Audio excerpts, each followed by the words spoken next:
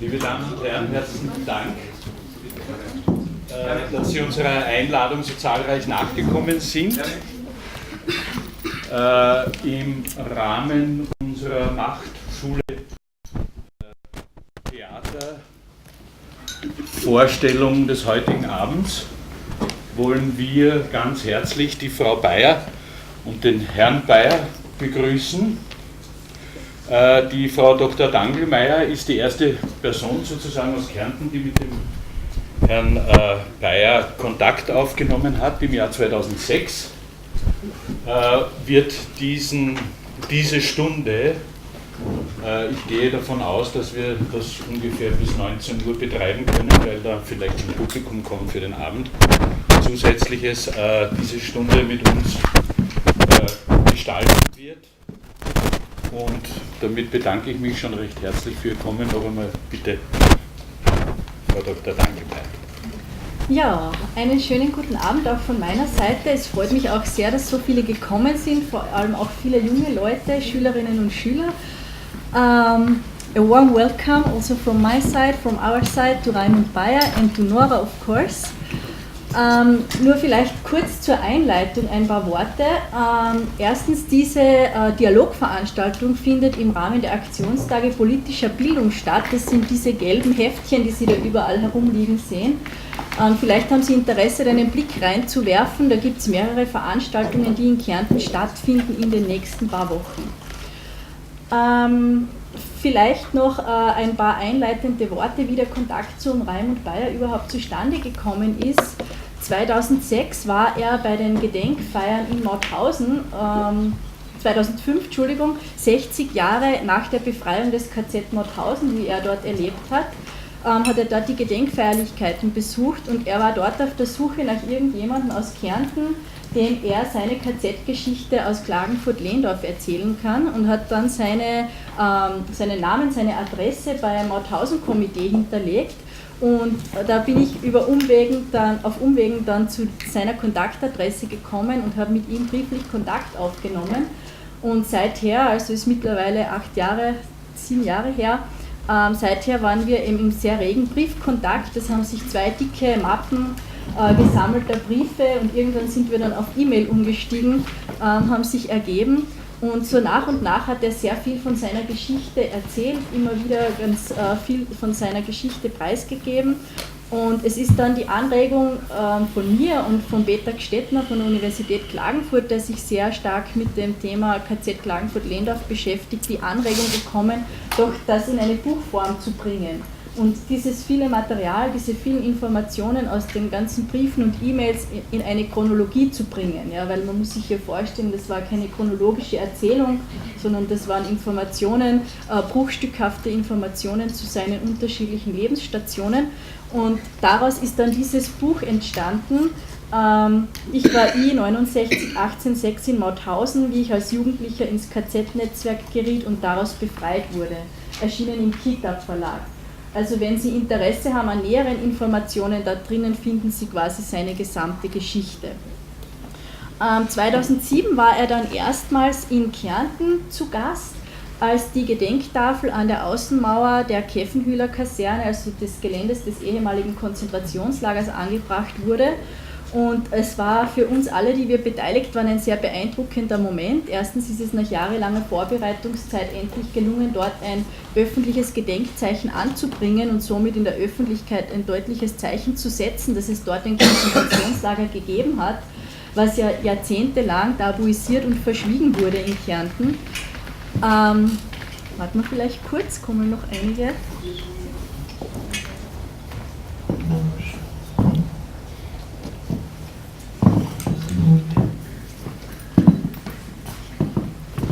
Und diese Gedenktafel ist dann 2007 im Frühling im Beisein des damaligen Verteidigungsministers Darabosch dort angebracht worden. Und das war einerseits für uns natürlich ein wichtiger Moment nach der langen Vorbereitungszeit und langen Diskussionen und hin und her ist es endlich geglückt, das zu realisieren. Und natürlich war es auch für Rajmund Pajer ein sehr bewegender und wichtiger Moment. Und ein Zitat, das er danach auch noch öfters gesagt hat, ist mir eben so in Erinnerung geblieben, was irgendwie die Situation sehr gut beschreibt. Er hat gesagt, vor 60 Jahren bin ich durch Klagenfurt gegangen und musste den Blick auf den Boden senken, durfte niemanden in die Augen schauen, es war strengstens untersagt, irgendjemanden anzusprechen als Häftling.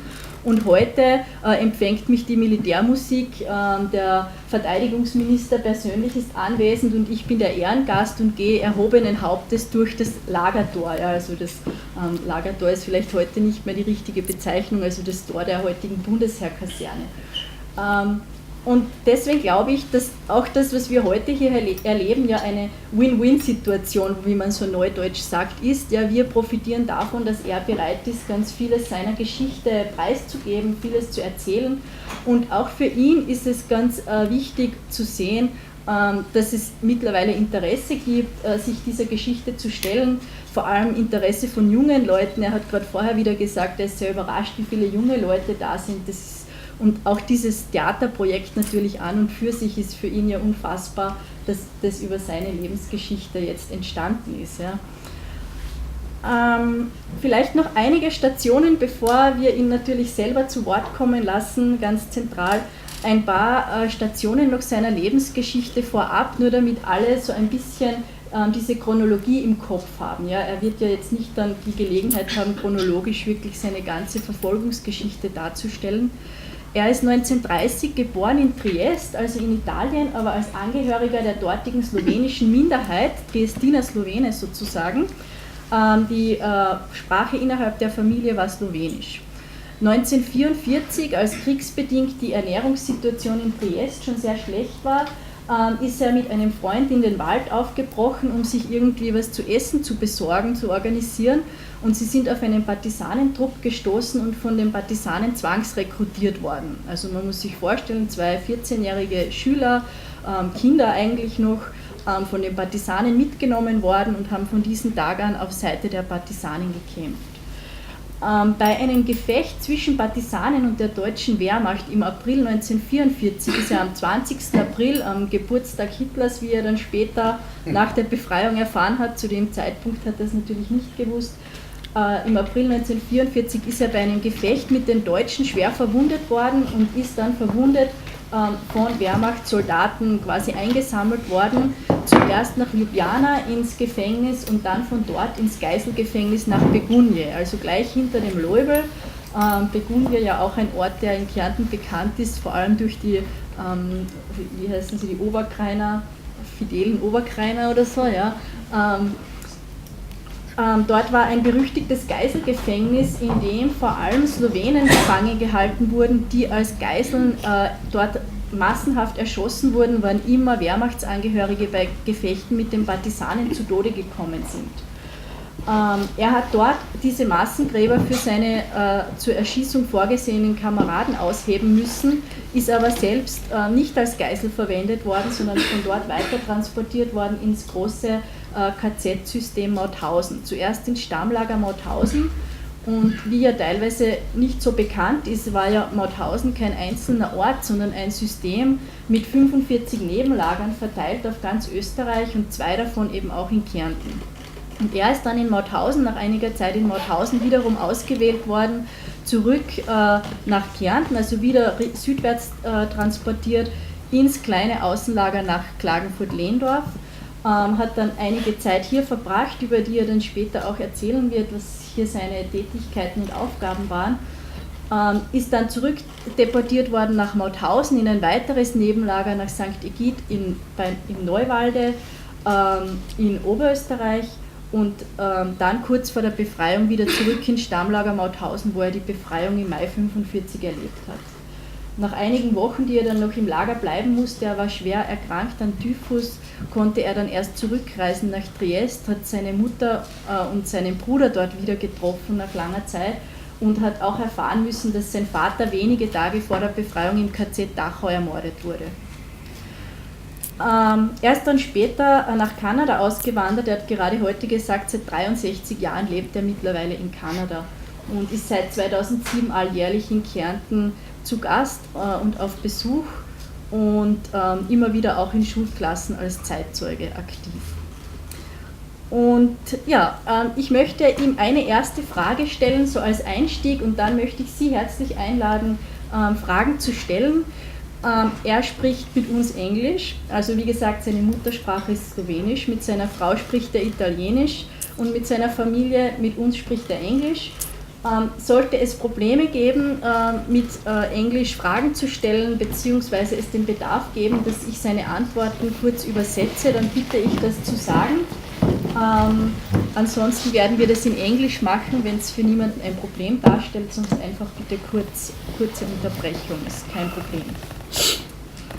Okay, this was just a little introduction. It was a very good introduction. Yes. Something that you reminded me that I already forgot. Oh, that's good. That's good.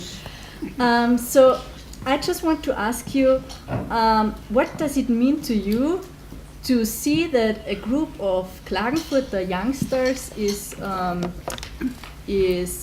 doing a theater project based on your life story? Well, to tell you the truth, it's a little bit embarrassing actually, because I don't think that you know what I mean. I deserve so much of an attention. Mm-hmm. Of course, I like it just the same. It doesn't mean to say that I don't like it, but it is a little bit embarrassing. Like, you know, for me, I'm not a man of letters like you people that you know how to talk, you know how to explain. I'm a tool maker. I know how to make tools. I don't know. I'm not so as good in making speeches, like, you know what I mean. But of course, I can answer any question, you know what I mean, that is put to me. I have no problem answering. A lot of people of my class, let's say whoever survived after the war, they didn't want to talk about it. They never talk about it, never say anything, even with the family. I don't have that problem. Actually, you can see that encouragement by you. Remember that first when we met, and you told me, why don't I write something about it? And that's how we ended writing the book, because I was encouraged by you people over here in Klagenfurt. I remember you saying to me, I'm not a writer, I'm a toolmaker. Yeah. Werkzeugmacher ist sein erlernter Beruf. Ja. Also hat sich lange geweigert, irgendwie chronologisch was niederzuschreiben. So it was a little bit difficult for me to, we say, put down on paper, you know what I mean, that sounded, we say, genuine. But of course, that's what happened, you know. The memories I had are very vivid. That's one thing that I have good memory. I remember names, I remember even, you know, the taste of the food. Well, that wasn't difficult, it was very bad food anyway. So I have a good memory about it. And whatever I put in the book, it's what I remember as I was going on, like, you know. But like I say, sometimes people ask me something that, oh yeah, you're right. I remember. I can answer questions. I can answer any question that is put to me, no matter how embarrassing the question is. I find a way how to explain it. Ja, und das ist auch die Aufforderung an Sie. Also er ist gerne bereit, alle Fragen zu beantworten. Also möchte ich das Wort gerne an Sie erteilen, falls es konkrete Fragen Ihrerseits gibt.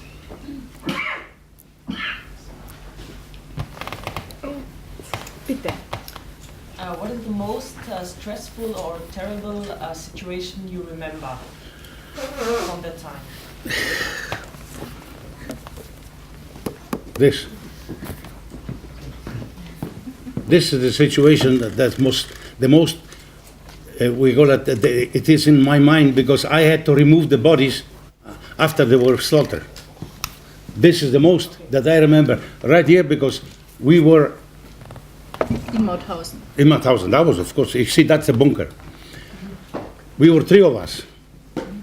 We were told by the Gestapo agent, Prohaska, he came from Linz. That was a Gestapo agent from Linz. He told us, wait over here. I was in front of block number 6. Nobody was around, only us 3. He said, wait over here. All of a sudden, they marched that group of 38 Austrians. I found out after. They didn't know that moment. But I know that they were marched out to block number 5. Block number 5, they were marched, and the Gestapo agent proceeded, with the 2 capos. You can see there are two capos helping to slaughter all those people over there. 38. Once they were all dead, we, myself and 2 other guys, had to load on a wagon. We had like a wagon. It was like a plank, like a plywood, Sperrholz, with 2 wheels and a bicycle wheel, the 2 wheel, and load this dead, and we took them to the crematorium. So that's one thing that stays in my mind, because some of them people, they were not even dead. They were still alive. But of course, they were, brain dead probably. But like I say, why do you say there were some? Because we were loading these people on the wagon, and we could feel the grip on the hand, You grab by the hand to load it on, and you can feel the reaction. You know what I mean? So this means that the body wasn't dead yet, probably the brain, but not the body. So that's one thing that I always, it's often, and I say often, it passes in front of my mind when I'm alone like this sometimes, and I have doubt that it was true. Like if it was, we say, a nightmare. He says, was it true? Or it is an imagination, vision of whatever happened. But remember, in 1 year, many things happened, but this is one of the things that the most affected me, like, what I mean, that these people were not even dead, and they were already being taken to the crematorium. Probably they were put in the oven and they were still alive. Sort of, See, that's one thing that it was very, very hard to forget. Very hard to forget. Very hard. Yeah. Bitte. What gives you the energy to survive these moments? What do you think about this time? Or See, in this time? I have a hard of hearing, He asked, what gave you the energy to survive? When you're 14 years old, you don't want to die. When you're 14 years old, all your energy is to stay alive. A lot of my companions didn't have that willpower, the energy, and they just died, or they committed suicide by throwing themselves on a fence. A lot of them, not in my case. I was 14 years old. When you're 14 years old, you want to live. So no matter what you do, you want to stay alive. You want to stay away from trouble. You want to stay away from somebody swinging a stick or something like this. You have to have a sense of humor. And one thing about you have to have a sense of humor. Without the sense of humor, your morale is down, and you die slowly by many diseases that were like a typhus. We had typhus. People were dying. There were tuberculosis, even the dysentery, for instance. Died of dysentery during the night in the toilet, sitting on the toilet bowl, and just died over there. The next morning, us three, the 3 guys that we were taking, we would remove the dead body from the toilets here and there and take them to the crematorium. But I had no intention of dying. Like I say, I was 14 years old. I want to live, So that's the will is there, because if you want to die, you die. You know that, eh? But if you don't want to die, you fight. You fight. You know what I mean? With everything you have, you don't know what you're doing, but you're doing something right. You see, you don't know. You don't tell yourself, hey, wait a minute, I want to live. But these guys, they're not going to kill me. No. You just, like a rabbit, always, looking around and staying away from trouble. When you see a couple, the couple usually used to have a gumi. Maybe that gumi that you guys use over here in the tent, a gumi like this. And you look at the couple in the eyes, Yes. he would come over and walk you with a gummy. You say, what do you have to look at? You know, none of the people over there in charge wanted to be, you know what I mean, looked in the eye. By looking the SS, not so much, but mostly the capo, you look them in the eyes like, you know, you like you challenge them, like you see, oh, you know what I mean, I'm not afraid of you, something like this. So always Look to the ground. look down the ground, and always when any of the what you call it, officers went by or anything, is always be quick of removing mitze up, like, you know, you had to remove your hat every time and look down in the ground as they went by, including the capos. And the capo was they were criminal. The capos, they were all common criminal. Everybody knows that. All the capos, they were all common criminal from the penal system, from the German system or from the Austrian. Like here in Santa Gid, we had 3 capos in Santa Gid. You see, Max, Robert, and another name. Tony. Okay, 3 capos. This, I'm sorry to say, they were Austrian. they were criminal taken from the penal system in Austria. These guys were murderer in civil life. These guys were not nice guys. These guys were in jail forever. You see? So these were the capo, and in Santa Git we had these 3 capo: Robert, Max, and Tony, Austrian. You know, the wars. They were, and of course in Mauthausen, there were many other capos. Well, there were a lot of capos. They were all taken from the system, all from a penal system, from a German penal system, all criminal. You see, so they were not nice guys. These guys would, whack you with a rubber hose, like with a gummy, for just looking in the eyes. You know, you were not supposed to. You were supposed to always look down on the ground. Maybe you could explain a little bit what the gummi is. I don't think everybody knows. Well, that's the gummy that they saw here. You show the one that they used on a theater play, right? A piece of gum. Ein Schlauch, ja, und circa einen Schlauch, Meter lang, so ein Durchmesser und gefüllt mit Sand. Und das war das primäre Folterwerkzeug, das von den Kapos gegenüber der Häftlinge verwendet wurde. Der Rajmund hat, genau, ja. So that's the not one of them. I made this one, but this is original. You know what I mean? A replica of the gummi. That was the size. They had a handle, empty inside, but at the end over here, it used to be lead powder, bly, lead, and sand, and packed with sand. Lead over here for weight, with sand, and then rags, all rags stuffed in, you know what I mean, with a plug at the end. So when you get hit with this thing, believe me, you feel it. It was worse being hit by a gummi than with a stock, like a pole, we say a pick handle, something like this, wood. You said, yeah, but this is soft. And the piece of wood, like a club, it's hard. Not so. This thing, you get hit across the back, for instance, because we were always running away. You get hit across it's so dead that your shock would create a hematoma, a blood clot. You get a blood clot, after a while you're dead. You get hit with a piece of stick or with a wood, you maybe break a rib. Maybe you get hit in the head and you crack your skull open, but you better survival being hit with a piece of wood than with a gummi.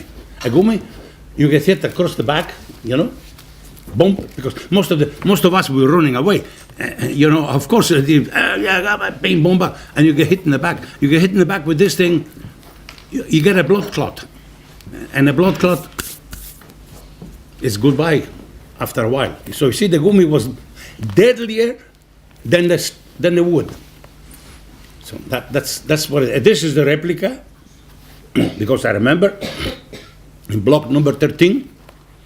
Block number 13, that's where I was put when I came June the 3rd, 1944. I was watching the capo making one. I remember the way he did.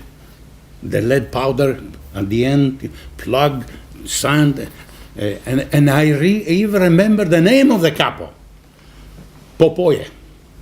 That's what they used to call him, Popoye. That was the capo in block number 13. And this is the gumi, like, example, what the capo were using. Most of them were using the same type of this, the same length, same diameter, same everything. It was we call it standard weapon for the capos to control the prisoners, if you want to call it. We were not prisoners. We were Häftling. We call it inmates. We were like dirt, schmutz. No name, only number. And that's what it was. So anyway, I pass around here. Weitere Fragen, bitte. How was it to write the book? Sorry? How was it to write the book? How was it to go through that same story again, through that I didn't hear what was. He asked how it was for you to write the book, to go through all the experiences. Oh, how it again, well, it was. down. It was that you know what I mean. I was encouraged by friends over here in Austria, because when I came first, there was how many years ago, and they says, why don't you say something, you know what I mean, and put it on paper, like, you know. But I like I say, when you think, you know, you say, what do I have to say? I don't remember. I was there. I got captured. I was in 1 year. I came out. Not. You think you don't have much to say. You think, but when you start writing, then it comes up. Oh yeah. So it ended that I wrote 36 computer pages. You know, the on the computer, 36. I said, son of a gun. I kind of felt proud of myself. I said, hey, I'm very good at it, you know. But why? Because I started to write. That's what the memory was coming back. And I used to write on a piece of paper here and there. We used to go in a country house. We have a country house. We used to go on a weekend, and then all of a sudden think, oh, any paper that was around, I would write down, you know what I mean, longhand, and then transfer to the computer.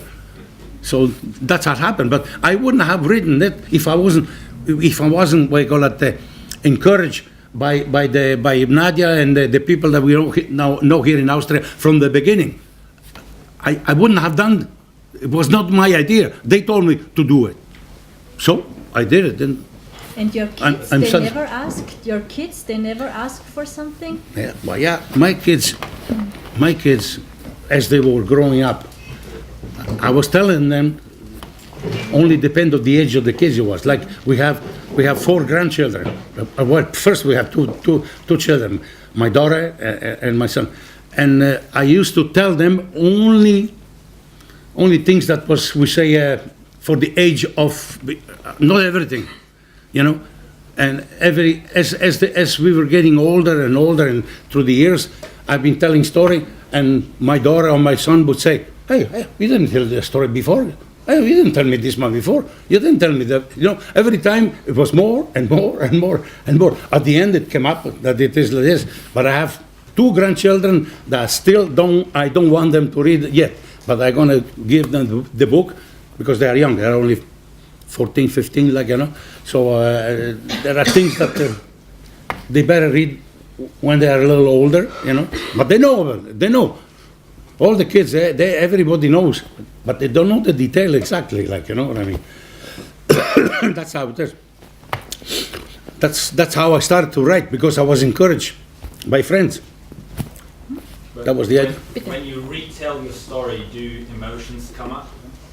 When I retell the story? Yeah. Is it emotional for you? No. How is it? How do you No, feel for me, no. When I tell and retell the story, like, you know what I mean, I don't feel that hate for anybody or, oh yeah, they did that to me, or I feel sorry for myself. I never did that. You know, actually, when I retell and the story on and on and on, actually, it makes me feel good that I have still the mental capacity to remember these things. Like, you know, some people wants to forget. I have one friend here in Italy that I met him. We used to be in what we call Santa Git together. He never talked. He never say anything to his family. They only find out from me about him. So you see, it's somebody that doesn't want to talk about it. And he's still alive. He's still alive, this guy. He's only 3 years older than me. And he never talked to the family. He never talked to his, what I call it, paisano, like friends from a village and that. Never seen. I went to visit about 4 years ago. I went to visit, and they got it from me. You know, what happened in Santa Gid, what happened to him, because he wasn't unable to express himself. So you see, some people don't want to talk about it. Me, I don't find any problem. I think that's a big problem in Austria, is that many people don't want to tell Ah, their yeah, but stories because what can you say? There's no use to close your eyes. I mean, the history, that's the history. Sometimes it hurts. Sometimes it hurts, but what the truth is truth. Like we said, like I say, the 3 couples we used to have, they were Austrians. You know, so it's you know, not all Austrians were good. There were some that were bad. These 3 couples of the worst kind, like, you know. Of course, of the 3 couples, 2 were able to escape after the war. But we caught one, Tony. The name was Tony. He was a Hauptkappel. He was in charge of and we lynched him right between the kitchen and the bunker. So, but the other 2 were gone. But Tony, we got him. He was from Vienna. Anyway, so that's what it is. I don't find any problem talking about it. Some do. I don't. A lot of people ask me questions. I ask them to the best of my knowledge, to the best of what I remember too. But that I have any hard feeling or anything like this, no, never had that hate or anything like this. Hate, you know, that, like I say, like I wrote in the book, like hate consumed from the inside, leaving not even ashes. So actually, you hate, but you're actually hurting yourself. You know, that's how it is. Yeah. Anyway. Bitte. We heard that your father unfortunately died, but when you went to Canada, did you go with your mother and siblings or alone? I didn't hear it. She heard that your father died in Dachau. Yeah, oh yeah, he but died now. She wants to know if when you went to Canada later, if you went together with your mother and your brother. No. You see, when I came back from Mauthausen in July 1945, after I was about 2-3 months in a military hospital, American military hospital, I was sick with typhus. I was in coma. When I woke up, then we went to Gulsen. From Gulsen, they sent us to. When I came to Trieste, finally in July, that was the beginning of July, so it was a long time after that.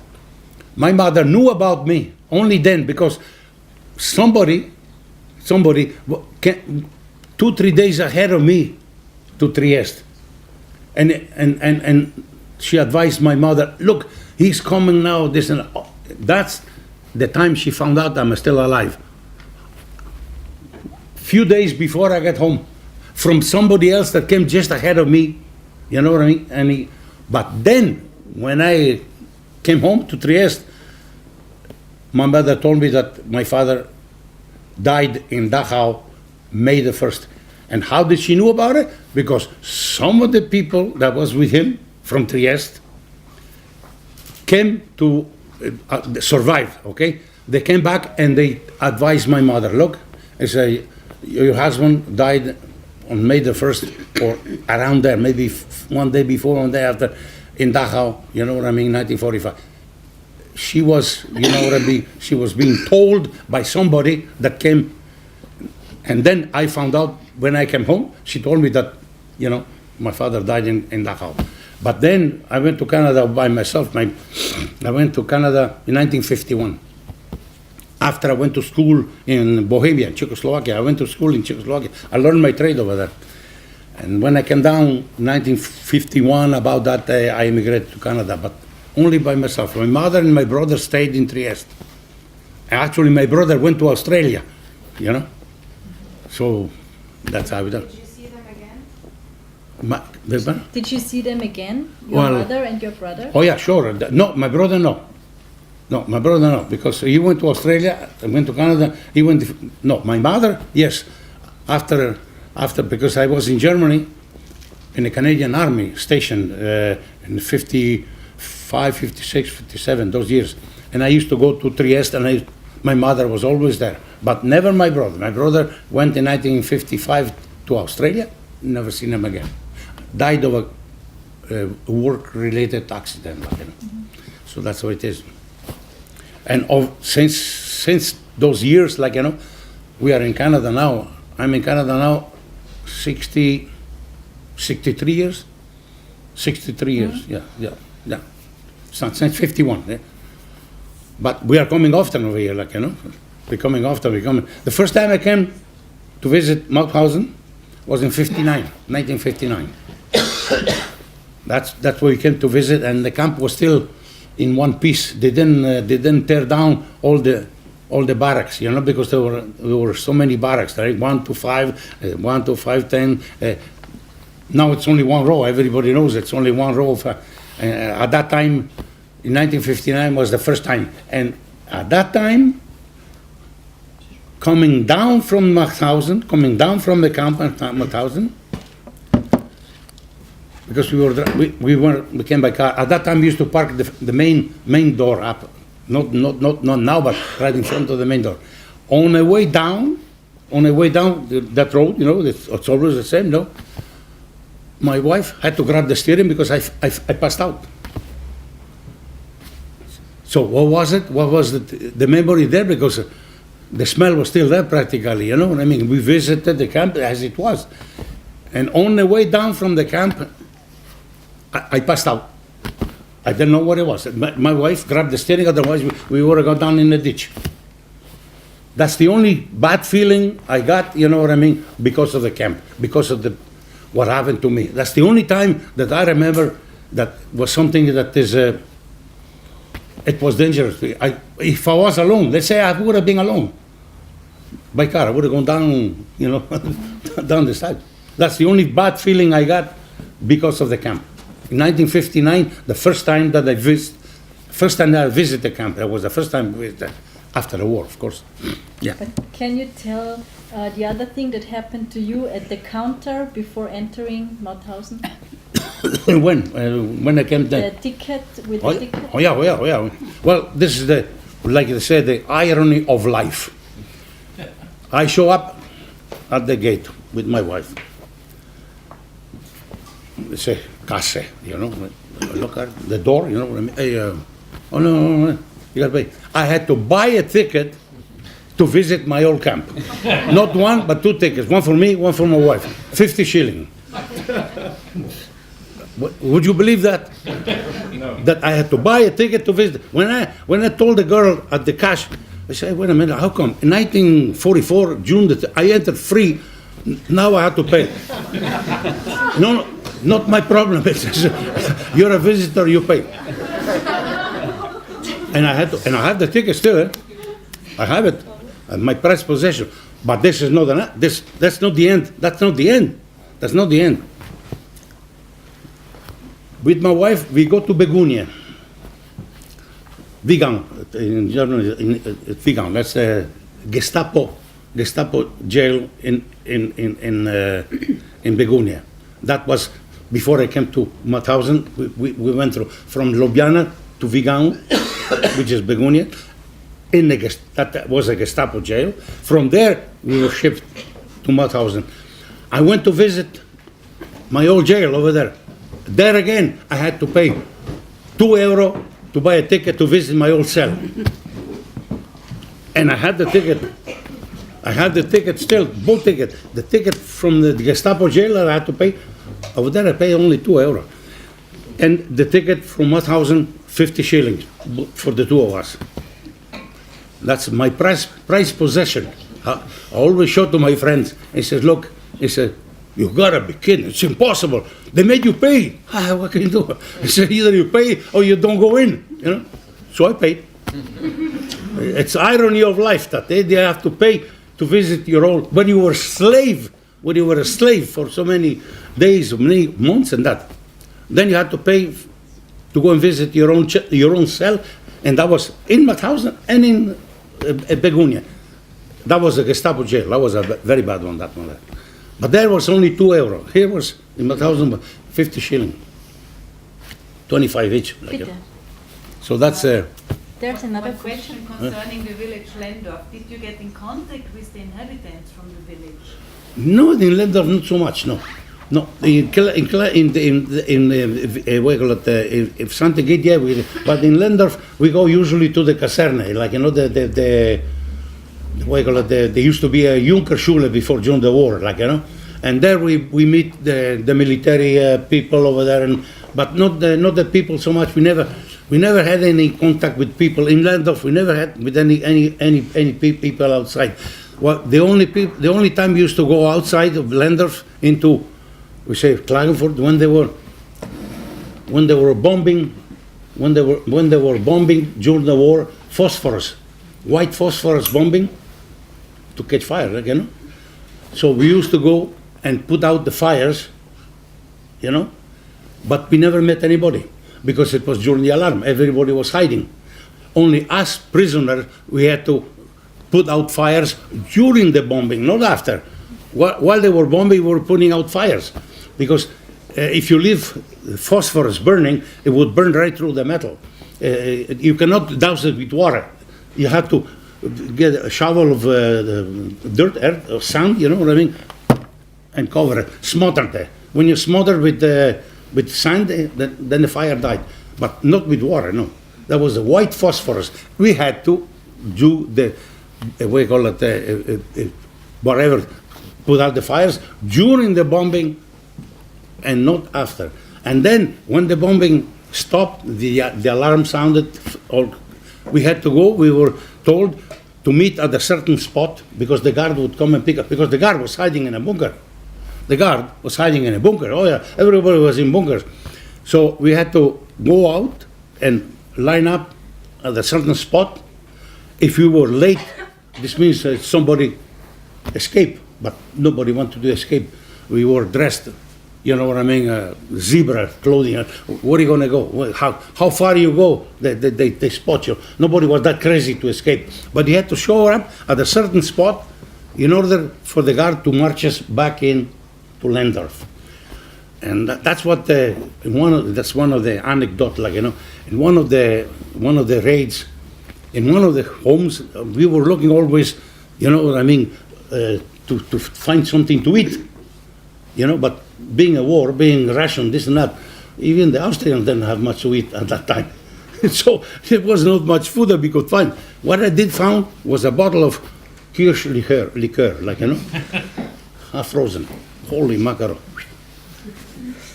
Under, we're walking in camp. What happened? One of the Russian prisoners, big guy, son of a gun, big brute. He saw me with a bottle, Davai. He took it from me and he says, you're 14 years old, you're too young to drink. But he was drunk that night, man, oh man. Hey, a bottle with, you know, still was probably 3/4 of a liter, maybe a liter even. He finished it up. That guy was loaded to beat hell. But this is the same guy that killed the dog, the Russian guy, the one that drank the bottle. Not only that, and one of the raids, it's all anecdote that comes. In one of the raids, I found a mandolin, like a string instrument. Probably was a mandolin anyway, with strings and the material. That too, you know what I mean? Grab under my coat. We used to have a long coat because it was winter, so we had the long coat. So hide it, brought it into camp. I figured I'm going to give it to Francisco Muela. Francisco Muela was a Spaniard. I figured maybe he's going to make himself a little guitar. Then again, the Russians saw it. Davai. He took it from me and he made himself a balalaika. And you know what? The guy was playing good. Not only that he made himself an instrument, 3 strings only, 3. But he was playing good. So the guy was a genius. Besides that, he was a good butcher. Because he's the one that killed the dog on December 24th. The dog was named König. Yeah. But we ate the dog the next day, because the next day the kitchen was closed. And the ration was, each one had, well, not a handful, but they had, like, you know, of like beans, peas, you know, various legumes, like, you know, that was the ration, dry. How can you eat that? Do what you want, because they didn't feed us on Christmas Eve. On Christmas Day. But us 6, with the Russian, the leader, we had the dog. So we boiled the dog. Could you tell a little bit? I don't think that everybody knows the dog story. Well, that's what happened. How happened? How did you? The dog was walking around. We were digging some trenches, something anyway. I know we were digging something, and the guard was an old from the First World War. What I call it, like a veteran.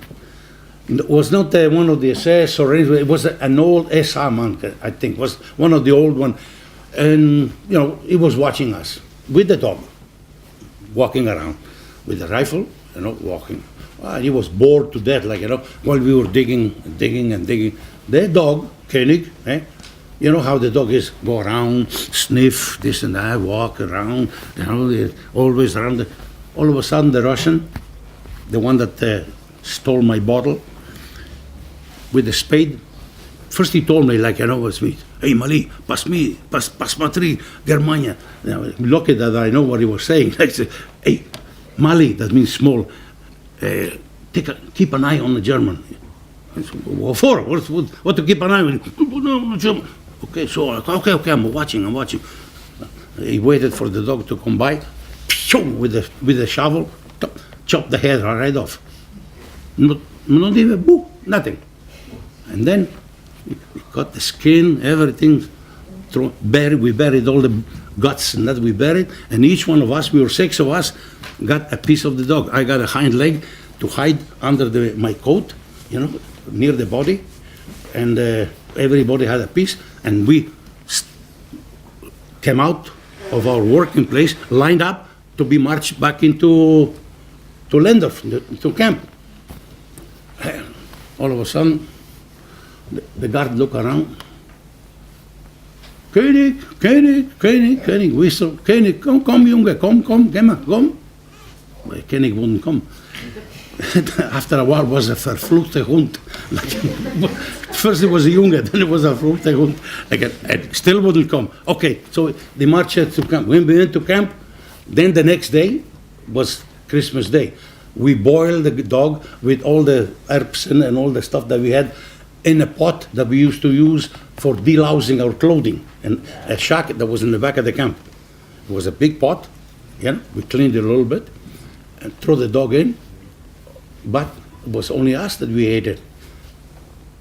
The Russian was the cook, and us 5, we were at the front door, each one with a piece of wood, with a stick, protecting our Christmas dinner, because of the other prisoner who would attack us, like, you know what I mean.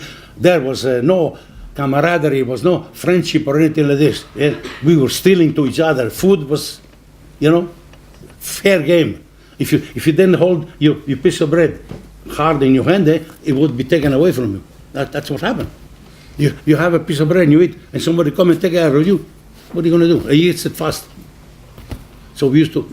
That's why we were guarding at the shack in front with a piece of stick, each one, while we was cooking. And after we finished cooking, we ate it. But the point is this, that they were asking us, what's the smell? How come? Because, whatever, meat is meat. It smells better than the food that used to feed us, And we said that we found some skin, some meat, some things that was rejected, you know what I mean, and thrown in a garbage can at the officers' mess.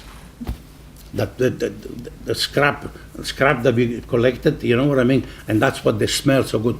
Never, we made a pact as 6, never to say that was the dog, because if anybody would have known that we would have been shot, all of us, because we had people, our own prisoner, they were spies too, you know. Not they were not. We were not all. Like brothers in arm. Was not so. We couldn't trust anybody. If anybody of the other prisoners would have known, they would have reported us, you know what I mean, just to get a piece of bread. If we would have got a piece of bread, then we would have got shot. So, us 6, nobody talked, nobody said anything. Then you wonder, what about the bones? The bones. We cleaned it completely. And then, you know, we crushed the bones to powder practically and flushed away through a toilet so that there's no, we say, a DNA evidence around. So that's how it happened. How we got rid of the bones by flushing things away, like, you know. Never said anything about it. 6 of us we were. And the Russian, like I said, the one that stole my bottle of liqueur, he was the cook. And what can you do? After a few months, they ship us back to Mauthausen. In January, they back to Mauthausen. So we went back to Mauthausen. And from Mauthausen, in February, we got shipped, not the same group, but other group, to Santa Gid. In Santa Gid, that was bad. That was very bad. It was winter, cold. I froze my feet. We had 3 bad capos, like I say, you know. That was the worst place. Here in Landorf, it was considered like a health resort, like, you know. Was considered the best of all the Straflagers that were in Austria. There were 50 commando, eh? There were 50 commandos. Landorf was considered the more civilized. So that's how it is. Where in Santa Gid, I was the worst. We were 300 of prisoners over there in Santa Gid. We were 300. And we were marched back on April the 1st. That was Easter Sunday, 1945. We were marched back, most on foot. Anybody knows where is Santa Gid or where is St. Pölten, you know, this, not. And where is Mauthausen? Most of the road, most of it on foot. But maybe half of us got there. No more. We left 300 and we came maybe 150 that we made it. Some of the guys even jumped over the bridge in the water, crossing from just across the Mauthausen. What the hell is the name over there? That town. It's a metal bridge. Anybody going to Mauthausen, you see it's a metal bridge that come from the south to the north, and they jumped in the water, hoping to float towards we say down, because they figured the Russian front was coming from there. Yeah, Russian front. These guys jumped in the water, probably the end to be a way called you know what I mean, food for the fish in the Black Sea. Because I don't think they ever made it. You know, they jumped over the side, few guys. Hoping for what? I don't know. That was the only time they figured jumped in the water and then float towards the Russian front, because they were thinking that the Russian front was that close. It wasn't that close. It wasn't close enough. So actually, you see these people drown for sure. Where else? You know. Yeah, and then we end in Mauthausen. When we got there in April, then happened this thing, that back to my old job, picking up the dead people around the camp, you know, back my job, that was that. And slowly at the end, we survive by very, very little food. Actually, I'm going to have a drink of water first. I'm not making this thing up. I don't think this is stories, eh? I'm telling you right away, I'm not making it up. Nobody can make up something like this.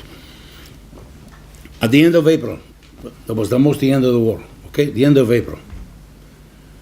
They brought in, with a truck,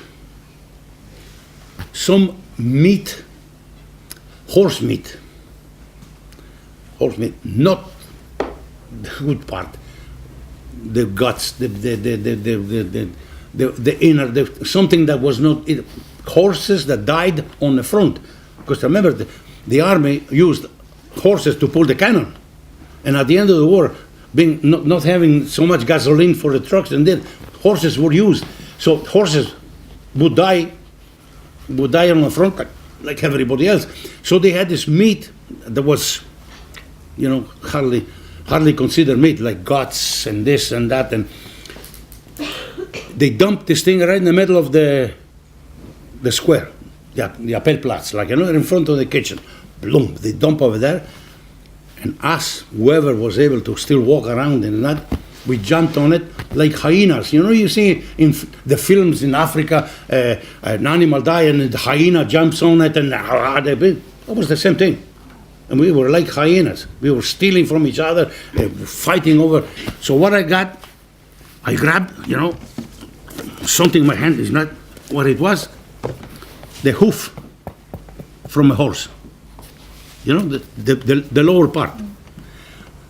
Cut, but inside, there still was some meat, even in the hoof, cut like, and with the spoon, I had a spoon, with the tail end of the spoon, like, because that was a prized possession. If anybody had a metal spoon, it would make a knife out of it by hammering the handle to making thin, like, and with that I was scraping, and eating whatever meat was inside, where everybody wanted this now. I look around and I see one of the guy with a coat. Remember, it was still in a coat, and there he was with a piece of meat, like, under his coat, eating. They were, like I said, we were to steal. So what I did, I sneak up behind him slowly. I sneak up behind, grabbed it, stole it from him, and ran away. And I ate it. It was a nice big piece like this. I ate half of it. You get lost very quick because you all look the same. All the prisoners look the same. So you ran and you mingled with the other guys. We all look the same, So I was hiding. Well, the guy was, too bad. Eating, and I ate both half, a good piece like this. I ate half of it. Then I wonder, the hoof, I know what part of the horse this. What part of the horse this piece of meat come? Now use your imagination. Believe me, I ate the other half too. And the thing was maybe this long.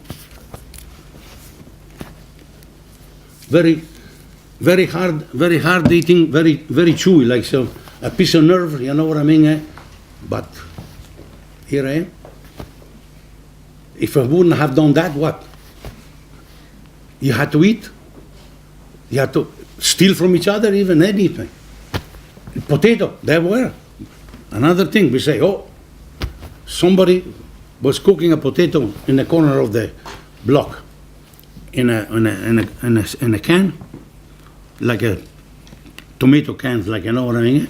With the water, one potato they brought from outside, because some of the guys were working outside. Some of the guys were working outside the farm. He had this potato boiling. That was before the horse meat. It was at the beginning of April. And I was watching him cooking, and I made mental time, like, how long the thing was cooking. So I figured, long enough, like, you know what I mean? So I went behind him, reached in, boiling water, remember that? Boiling water, I reached in, grabbed the potato, and run away. And you think, didn't you burn your hand? Sure, I burned my hand. You stick your hand in boiling water, even if it is only for a split second. And I grabbed the potato and I went. So there you are. But that was his potato. Yeah, it was his potato. So what? It's my life. Like I said, how you survive? You survive by hooks or crooks. And that's how it was. There was no camaraderie or anything like this, like friends, like helping each other. No way. There was no such a thing as you can rely on somebody else to help you or any which way. It was very bad. The friendship you see in films, like the prisoner helping each other. That's all baloney. That's only Hollywood stuff. You don't see this thing in real life. In real life, if you want to call it real life, what we went through, that wasn't real life. We were animals. We were dehumanized, like I say. So when you're dehumanized, you don't act like a human.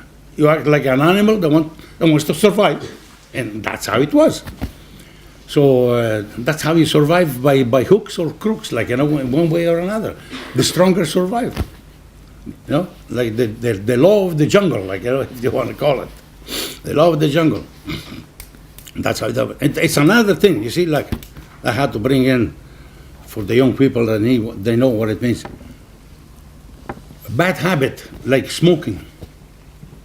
Okay, everybody knows that smoking is not, we say, not healthy or whatever, but it's a habit that, it was to a point that I know to a point that they would exchange a piece of bread, a ration. There was a small little commis bread, dark bread, sour, for somebody that had, we say, a half a cigarette or something like this, scrounged from or tobacco or anything like this. They were hungry, as people were. They would exchange a piece of bread for a piece of for a smoke, for a cigarette, for maybe a butt. That's how bad people, you know what I mean. The habit, the exchanging food for smoke in the concentration camp, where food was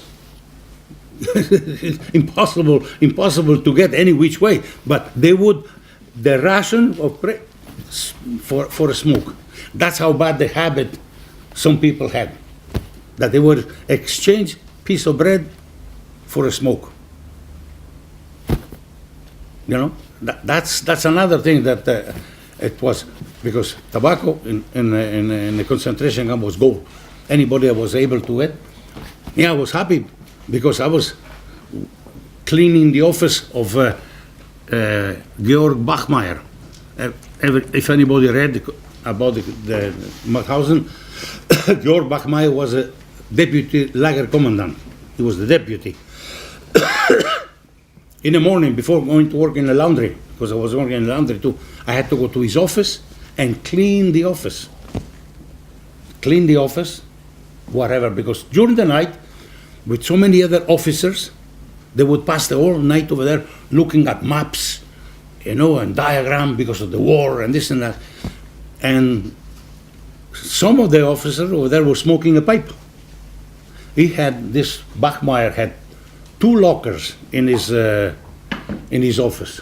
One locker full of cigarettes, tobacco, things like this from all over you. Mostly Czech cigarettes, Regia. Remember the Regia?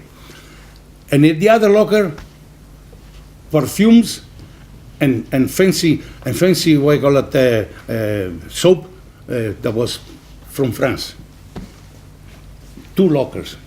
One locker loaded with what you call it, tobacco, cigarettes, and things like this, and the other one, perfumes and fancy what you call it, soap. They smell fantastic, What they would do, I would clean his office, and the cigarette, the ashtray, it's a big ashtray, anybody smoking a pipe, they know that it doesn't burn completely. You always have to shake it down, and clean it and reload it and smoke. So with the ashes was some tobacco would fall in the ashtray, and I would keep an eye on that. In the morning, I would take the ashtray, go to the window, open the window slowly. A friend of mine, before going in Antwerpen in the morning, before going to work in a Pelplatz, he would go he would go near the window. If you look at Mauthausen, how it is, the The window is low. He would put his hat like this, you know what I mean, upside down, under the window, and I would dump the ashes. I would dump the ashes, you know, from in the hat, and then he would blow lightly the ashes away, and there was always a little handful that he would trade with the farmers where he used to work, because he used to work, and he would bring in some pieces of speck, something like this. Man, what is that? Oh, fantastic. So you can see that we were always scrounging and doing things. Another thing that this Georg Bachmeier would do, it was a mean dude, he killed a lot of people, then he killed himself anyway, but he killed a lot of people. He would come in the morning and he would jump on me and start wrestling, maybe to limber his muscle or anything like that. He would grab me, throw me up in the air, throw me here now against the wall, like, you know, like a karate chop type wrestling. And what can I do? I was just being bounced here and there like a ball. Then it would feel good. Then he would open the locker. He would pull out 3 cigarettes. And he would give me 3 cigarettes. Do you know how much that was worth? I was gold. Even though he was such a mean dude, the guy, he was the meanest. He was meaner than the lager commandant. Yeah, he was mean dude. He used to have a dog named Lord. Anyway, even then, you can see that something was good in him. He would give me 3 cigarettes. If he gave me 3 cigarettes, I would give to my friend Mario. He would trade for mostly lard, speck, because that is one thing, you know, that they give you energy. So see what type this Georg Bachmeier was, you know, and he used to drive a motorcycle, a sidecar, you know, with the sidecar, BMW type, and he was limping because he had an accident. At the end of the war, he was walking like me now with a leg, with a bum leg, like, you know, and he used to drive a motorcycle, and he would come up, park, going down home, and he tumbled, he fell. Anyway, he had an accident with him, but he was still using the motorcycle. So I figured the irony of life, like, you know, this is the irony of life, how it is, you know. I said, there is, when I go and visit Mauthausen, I go, you know, the same place, the same place as it was then, you know. There I go. I go in, I visit, you know what I mean, the good life. He was driving a motorcycle with a sidecar, you know, and he was a deputy lager commandant. He had the power of life or death of anybody. Now me, a former slave, drives Mercedes, Audi, BMW, you know, the irony of life. It is a justice in this world after all, It is a justice. There he was. He was driving a motorcycle. Me, I'm driving fancy cars. He's dead, I'm alive. No. Sometimes it is a justice in this world. If you say, oh, there is no justice in this world. No, it is. I can see it. I know it. That's how it is, you see. Anyway, any other question? Yeah, One sure. last question, please. I would like to ask you, so you survived this bad time. How did this bad time influence your later life, in positive and in negative?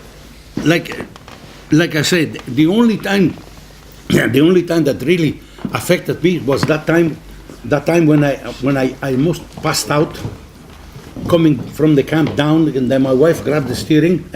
That thing affected because of that. Otherwise, never had any bad feeling or any angst against or anything like this. Not really. They said my life was, after that was okay. I survived and I'm happy, and you know, that's it. I never had any, you know, nightmares or for instance, people had nightmares at night. Wake up. No. Never had any nightmares of any kind, except when my kids call me and say, "Hey, Papa, we want to talk to you." I was one thing that makes you sweat, but not because of the concentration camp, like, you know. Never had any. But there is one thing you told me, that was an influence from what has happened before, that it was hard for you to make friends?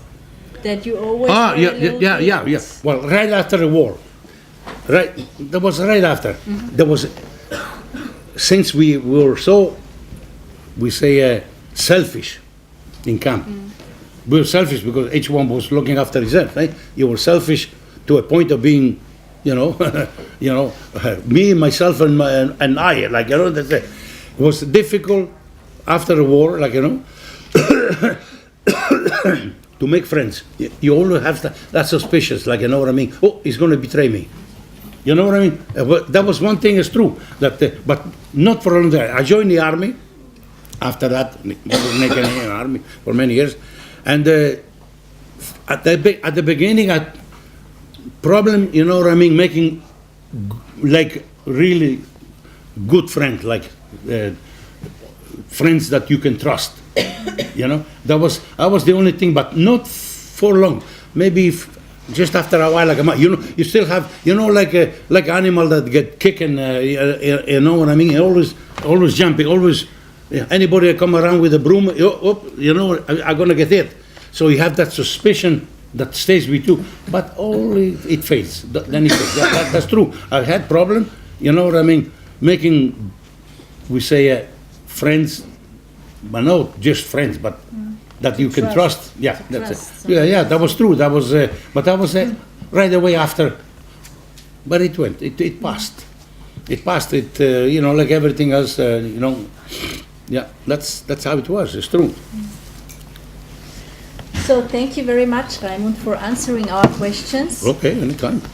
An Sie vielleicht noch der Hinweis, dass die Vorstellung des Theaterstücks startet um 20 Uhr.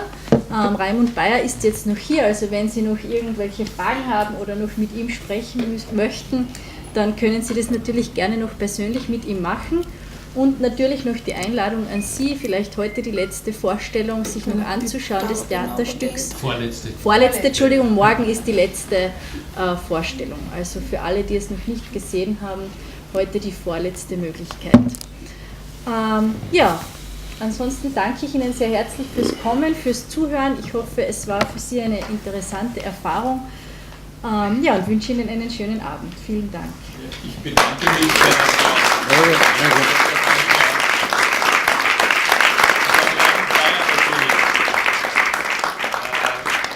Ich glaube, Ihnen geht es so ähnlich wie mir.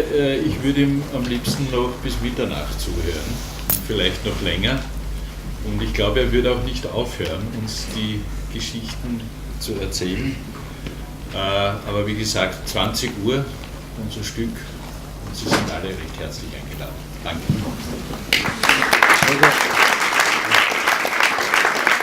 You got it, yeah? You got it.